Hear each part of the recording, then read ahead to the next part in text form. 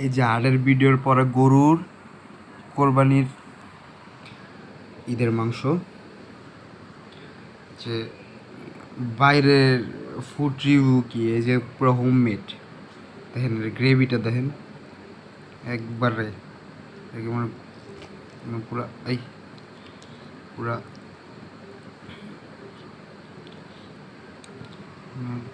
এত পরিমাণে সফট হয়েছে।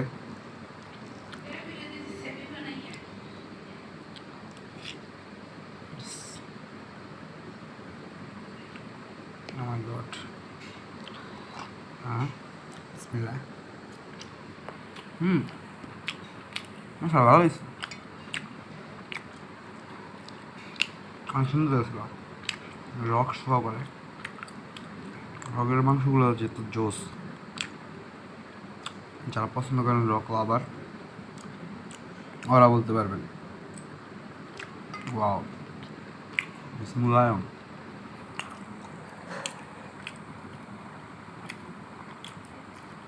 এই মাংসটা তো একবার তাকান,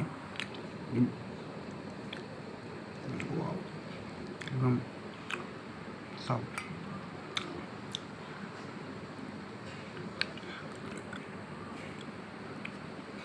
যাক, পরেরবার রান্নার একটা ভিডিও দিব আপনাদের সাথে শেয়ার করবো, আপনাদের ভাই বোনেরা দ্বারা সাপোর্ট করবেন।